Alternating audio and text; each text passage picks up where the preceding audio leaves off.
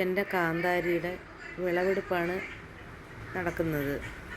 ഇത് എല്ലാം പിച്ചി എടുത്തതിന് ശേഷം ഞാൻ ഒരു പാത്രത്തിലോട്ടാണ് പിച്ചി എടുത്തതിന് ശേഷം ഞാൻ ഒരിടത്ത് കൊണ്ടുപോകുന്നതിന് വേണ്ടിയാണ് ഇത് പിച്ചി എടുക്കുന്നത്. അപ്പോൾ ഇതിനകത്ത് നിറച്ചിങ്ങനെ നിൽക്കുന്നത് കാരണം മൊത്തം പറിച്ചെടുക്കാമെന്ന് വിചാരിച്ച്. ഇത് ഇല്ലെങ്കിൽ എല്ലാം പഴുത്ത് കൊഴിഞ്ഞ് കാക്കയും കിളിയൊക്കെ തിന്ന് കുത്തി പറിക്കൊണ്ട് പോവുക, മൊത്തം നശിപ്പിച്ച് കളയുക. അതുപോലെ തന്നെ ഇത് ഭാരം കൂടിയിട്ട് ഈ കാന്താരി ചെടി തന്നെ ചരിഞ്ഞു പോയി. അങ്ങനെ അപ്പോഴും ഞാൻ വിചാരിച്ച് ഇതിനി ഒന്നും നിർത്തിയിരിക്കുന്നില്ല, വിളഞ്ഞത് നോക്കി എല്ലാം പിച്ചെടുക്കാമെന്ന്. അങ്ങനെ പിച്ചെടുത്തിട്ടുണ്ട്. അത് ഞാൻ എന്നിട്ട് ചെറിയ കാന്താരിയും കൂടെ കുറച്ച് പറിച്ചെടുക്കാമെന്ന് വിചാരിച്ച് അങ്ങനെ ചെറുതും കുറേ പറിച്ചെടുക്കുക.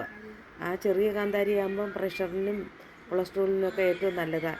ഇതാകുമ്പം കറിയൊക്കെ വയ്ക്കാനേ കൊള്ളാവൂ, തോരനും മോരും അങ്ങനെയൊക്കെ ഉള്ള. മറ്റേതാണെങ്കിൽ നമുക്ക് ചക്ക പുഴുക്കിനും മറ്റ് സംഭവങ്ങൾക്കൊക്കെ കാന്താരി ചമ്മന്തിയായിട്ട് ഉണ്ടാക്കാം. ഇതും കൊള്ളാം, പക്ഷേ പ്രഷറിനൊക്കെ ഏറ്റവും നല്ല സംഭവം എന്ന് പറഞ്ഞാൽ ഈ ചെറിയ കാന്താരിയാണ്.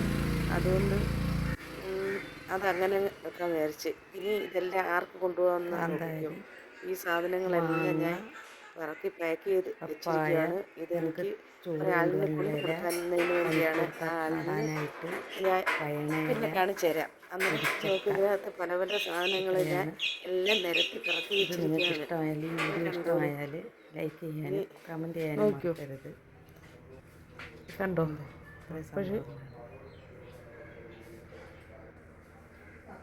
മാങ്ങ, കാന്താരി, പനിക്കൂർക്കയുടെ തണ്ട് നടാനാ, വയണയില, ചക്ക, ഓമയ്ക്ക, ഇല വാട്ടി വെച്ചിരിക്കുന്നത് ഞങ്ങൾക്ക് ചോറ് കൊണ്ടുപോകാനായിട്ട് നാളെ. അത് കഴിഞ്ഞ് അത് പൊതിയാനുള്ള പേപ്പർ, അങ്ങനെ എല്ലാ സംഭവങ്ങളുമുണ്ട്. ചക്ക വിളഞ്ഞതല്ല, അത് ഇടിച്ചക്കയായിട്ട് ഉപയോഗിക്കാനാണ്. അത് കാരണം ഞങ്ങളത് കൊണ്ടുവന്നുടനെ അത് ശരിയാക്കുന്ന ഒരു ഇതിന് വേണ്ടിയാണ്. അങ്ങനെയാണ് സംഭവം. അങ്ങനെ ചക്കയും നല്ല സംഭവം കണ്ടോ, നല്ല ഇല വേണപ്പം ഉണ്ടാകുന്നതിന് വേണ്ടിയാണ്. കാന്താരി വീണ്ടും എടുത്ത് കാണിക്കുന്ന കണ്ടോ, മാങ്ങ, പനിക്കുറുക്കയുടെ തണ്ട്, ഇല വാട്ടിരിച്ചിരുന്ന് ചോറ് കൊണ്ടുപോകാൻ. പിന്നെ അങ്ങനെ ഇതെല്ലാം കൂടെ ബാഗിനകത്ത് ഇനി ഒതുക്കി പറക്കി വെക്കേണ്ടതൊരു ജോലിയാണ്. അത് കഴിഞ്ഞിട്ട് വേണം പോകാനൊരുങ്ങാൻ. ഞാൻ ഒരുങ്ങി ഇറങ്ങാൻ പോവുക. ഇറങ്ങി വീട്ടിൽ നിന്ന് ഇറങ്ങി ചേട്ടനെടുക്ക യാത്ര പറഞ്ഞ് ഇറങ്ങി. പ്രകാശം വാങ്ങിത്തന്ന ബാഗാണത്. അതുകൊണ്ട് ഗ്രൂപ്പിൽ നിന്ന് എനിക്ക് പ്രൈസ് കിട്ടിയതാണ്, പ്രസൻറ്റേഷൻ കിട്ടിയതാണ്. ആ ബാഗിനകത്തായി സാധനങ്ങളെല്ലാം നിറച്ച് വന്നു. ഇനി ഓട്ടോ ഒക്കെ വരും, ഓട്ടോയ്ക്കകത്ത് കയറും. ഞാൻ തിരുവനന്തപുരത്ത് എത്തി.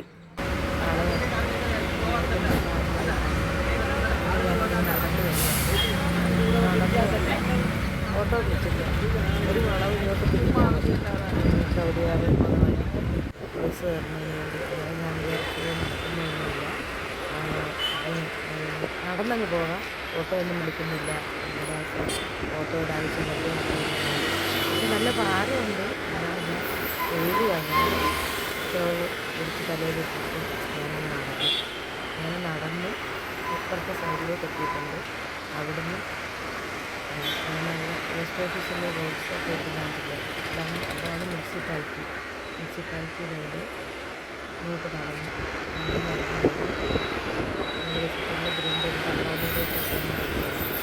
ഇതാണ് നിയമസഭാമെന്ന് ഒറ്റയ്ക്കുണ്ട്. അന്വേഷിച്ചതാണ് ഞാൻ നടന്നു പോകുന്നത്. കാണാൻ പറ്റും നിയമസഭാമെന്ന് കുറച്ചൊക്കെ ആയിട്ട് ഓട്ടോ കിടക്കുന്നു. ബസ് ഇറങ്ങുന്നൊരു ഓട്ടോ സൗകര്യത്തിലാണ് വരുന്നൊരു വണ്ടികൾ പാർക്ക് ചെയ്യുന്ന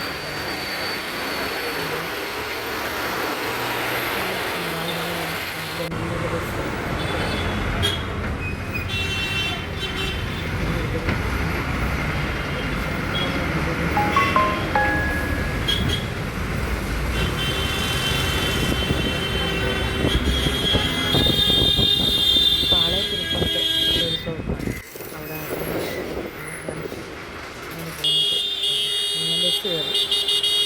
അടുത്ത ബസ് കയറി. ഇനി ഞാൻ എത്തുന്നത്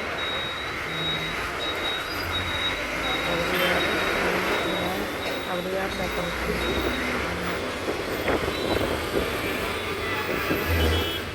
അല്ലെങ്കിൽ സ്റ്റോപ്പിലാണ് എനിക്ക് ഇറങ്ങാൻ പറ്റുന്നത്.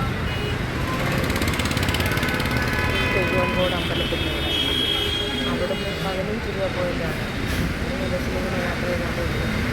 15 രൂപ പോയിൻ്റ് ബസ്സിനകത്ത് ഇറങ്ങിക്കഴിഞ്ഞാൽ ഷീജി അവിടെ വന്നെത്തും. ഇത് ഷീജിക്ക് കൊണ്ട് കൊടുക്കുന്നൊരു ജോലിയാണ്. ഞാൻ അവിടെ ഇത്രയും ഷീജി എന്ന് പറഞ്ഞാൽ ആരാധന നമ്മുടെ പച്ചക്കുതിര ചാനൽ ഷീജിക്ക് കൊടുക്കുന്നതിന് വേണ്ടിയാണ് ഞാൻ ഇത്രയും സാധനങ്ങളുമായിട്ട് ഇരിക്കുന്നത്. അപ്പോഴും ഞാൻ